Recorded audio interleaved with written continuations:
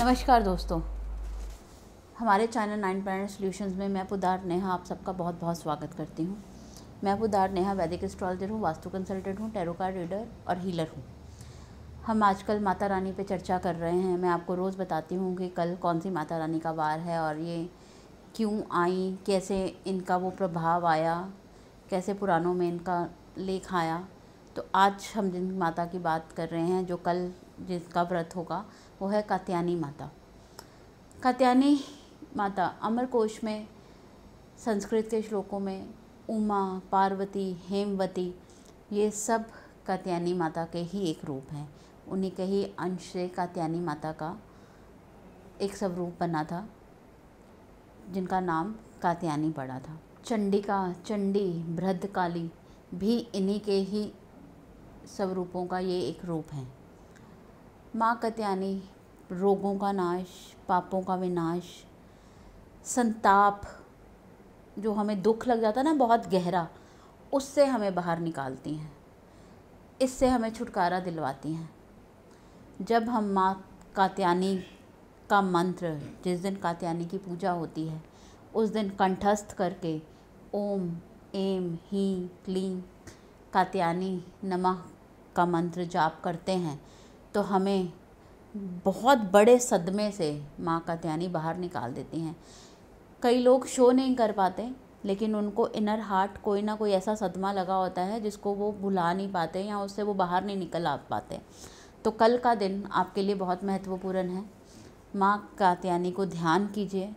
माता का मंत्र मैंने अभी आपको बताया है, ओम ऐं ह्रीं क्लीं कात्यायनी नमः का मंत्र का जाप कीजिए। इसकी एक माला कीजिए, 2 माला कीजिए, आप जितना कर सकते हैं कीजिए।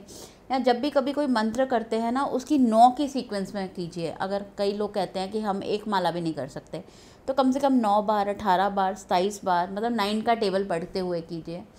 या जैसे दिन में अगर आप एक ही बार नहीं कर रहे, तो जब भी कर रहे हैं तो मिनिमम 9 बार करके फिर रख दीजिए, फिर 9 बार कर लीजिए। तो उसको इसी चीज़ में करके कंप्लीट कर लीजिए, लेकिन कीजिए। अगर आप किसी बहुत दुख में हैं, आप किसी संताप में हैं, आप उससे बाहर नहीं आ पा रहे, तो माँ को याद कीजिए। माँ आपके सर पे हाथ फेरेंगी, आपको आशीर्वाद देंगी और आप अपने बड़े से बड़े दुख से उभर आएंगे। देखिए दोस्तों, दुख और सुख कभी भी लाइफ में स्टेबल नहीं रहते। इनका अप एंड डाउन चलता ही रहता है, इनका बार ग्राफ ऊपर नीचे होता ही रहता है। सो किसी दुख को ये नहीं है कि कोई दुख आ जाए तो वो जा नहीं सकता। कई लोग कहते हैं कि जाने वाले का दुख कैसे मनाएं, वो उसके भी तो कर्म हैं। आपके साथ उनका रिश्ता वैसा था, हम कुछ कर नहीं सकते। उनको अच्छे मन से याद कीजिए, अपने दुखों से बाहर आइए, माँ कात्यायनी को याद कीजिए। इसी से ही आप अपने दुख से उभर पाएंगे। माँ अपने बच्चों को आशीर्वाद देती हैं, उनको उनके पापों से, रोगों से, दुखों से, जो दुख से हुई बीमारी है या दुख से आई हुई टेंशन है, वो उससे उनको बाहर निकालती हैं। तो आप इस दिन माता का ज़रूर जाप कीजिए, उनका ध्यान कीजिए, उनका व्रत रखिए, जिससे आप इस सदमे से, इस प्रॉब्लम से, इस समस्या से बाहर निकल पाएँ। धन्यवाद दोस्तों। कल फिर हाजिर होंगी मैं अगली माता रानी के साथ, आपको विचार अपने देने। अगर आपको समझ आए तो आप ज़रूर ये वाला मंत्र कीजिएगा, जिनको कोई ऐसी प्रॉब्लम है, और मुझे कमेंट बॉक्स में ज़रूर बताइएगा उनको कोई फ़र्क आया या नहीं।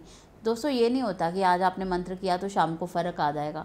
आप जब भी हम मान लीजिए हमारी एक एग्ज़ाम दिया हमने 10 तारीख को, रिज़ल्ट आएगा 3 महीने बाद, तो हमारा 3 महीने ध्यान कहाँ रहता है उस रिज़ल्ट की तरफ। तो कम से कम आप जब भी कोई पाठ पूजा करते हैं तो ये मत सोचिए सुबह किया है शाम को रिज़ल्ट आएगा। आप उनका ध्यान करते रहिए, उनका जाप करते रहिए, उनकी माला फेरते रहिए, आपको रिज़ल्ट अवश्य मिलेगा। धन्यवाद दोस्तों, मेरे चैनल को पसंद करने के लिए, शेयर करने के लिए, सब्सक्राइब करने के लिए।